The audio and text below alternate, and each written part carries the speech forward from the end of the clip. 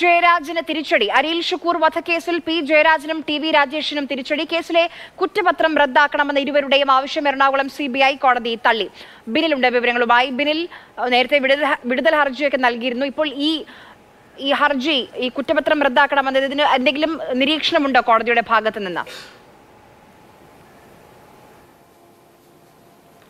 ആര്യ, പ്രത്യേക CBI കോടതിയുടെ ഉത്തരവിന്റെ പൂർണ്ണരൂപം പുറത്തേക്ക് വന്നിട്ടില്ല. ഇപ്പോൾ വ്യക്തമാകുന്നത് പി ജയരാജനും ടി വി രാജേഷും നൽകിയിരിക്കുന്ന വിടുതൽ ഹർജികൾ പ്രത്യേക കോടതി തള്ളിയിരിക്കുന്നു എന്നതാണ്. അതായത് തങ്ങൾക്കെതിരായ കുറ്റപത്രം റദ്ദാക്കണമെന്നതായിരുന്നു ഇരുവരുടെയും ആവശ്യം. ആ ആവശ്യമാണ് കൊച്ചിയിലെ പ്രത്യേക CBI കോടതി നിരാകരിച്ചിരിക്കുന്നത്. ഇരുവർക്കുമെതിരെ ഗൂഢാലോചന കുറ്റമാണ് കേസിൽ CBI ചുമത്തിയിരുന്നത്. 2012 ഫെബ്രുവരി 20 MSF പ്രവർത്തകനായിരുന്ന അരിയിൽ ഷുക്കൂർ കൊലയപ്പെടുന്നത്. ആ കൊലപാതകത്തിൽ ആശുപത്രിയിൽ വെച്ച് പി ജയരാജനും ടി വി രാജേഷും ഗൂഢാലോചന നടത്തി. അതിൻ്റെ തുടർ നടപടി എന്ന നിലയിലാണ് ഈ കൊലപാതകം നടന്നത് എന്നതാണ് CBIയുടെ കുറ്റപത്രം.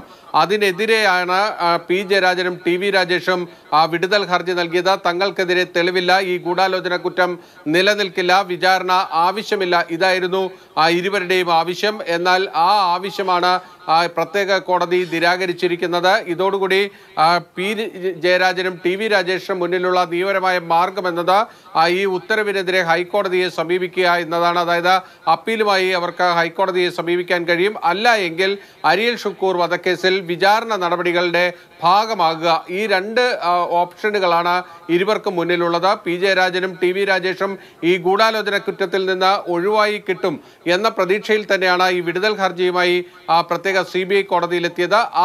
ആ ആവശ്യമാണ് ഇപ്പോൾ കോടതി നിരാകരിച്ചിരിക്കുന്നത്. ബിനിൽ, നമുക്കറിയാം, ഇതിനൊരു ചരിത്രം എടുക്കുകയാണെങ്കിൽ BRM ഷഫീറിന്റെ ഒരു പ്രസംഗമൊക്കെ ആയുധമാക്കി K സുധാകരൻ ഇടപെട്ട് ആണ് ഇവരുടെ പേരുകൾ പ്രതിപട്ടികയിലേക്ക് വന്നത്. ആ രീതിയിലൊക്കെ മാറ്റിയെടുക്കാൻ ശ്രമിച്ചിരുന്നു. പക്ഷെ അതൊന്നും വിജയം കാണാതെ പോവുകയാണോ?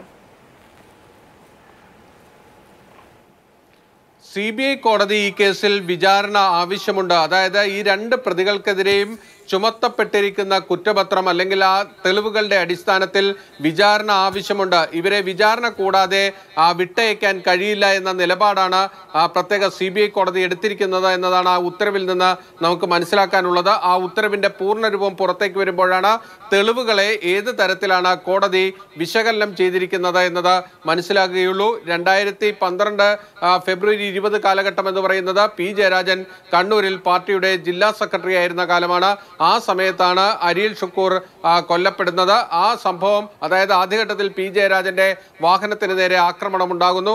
ആ ആക്രമണത്തിൽ പിന്നീട് പി ജയരാജൻ ആശുപത്രിയിലാകുന്നു. പി ജയരാജനും ടി വി രാജേഷും ആശുപത്രിയിൽ വെച്ചുകൊണ്ട് അതിൽ തങ്ങളെ ആക്രമിച്ചവരെ കൊലപ്പെടുത്താനുള്ള ഗൂഢാലോചനയുടെ ഭാഗമായി എന്നതാണ് CBIയുടെ കുറ്റപത്രം. അത് ചലഞ്ച് ചെയ്താണ് രണ്ടുപേരും പ്രത്യേക CBI കോടതിയിലെത്തിയത്. പക്ഷേ കോടതി ഇരുവരുടെയും ഹർജികൾ തള്ളിയിരിക്കുന്നു. ഇത് പി ജയരാജന് വലിയ തിരിച്ചടിയാണ്. കാരണം ഈ കേസിൽ വിചാരണ കൂടാതെ കേസിൽ നിന്ന് ഒഴിവായി പോകുമെന്ന പ്രതീക്ഷയിൽ തന്നെയാണ് അദ്ദേഹം. ഷുക്കൂറിന്റെ അമ്മ ആത്തിക്കയും ഇതുമായി ബന്ധപ്പെട്ട ഹർജി നൽകിയത്. അതായത് ഗൂഢാലോചന തെളിയിക്കാനുള്ള സാക്ഷികളുണ്ട് എന്ന് പറഞ്ഞിരുന്നു. അത് പരിഗണിച്ചിരുന്നോ CBI പ്രത്യേക കോടതി?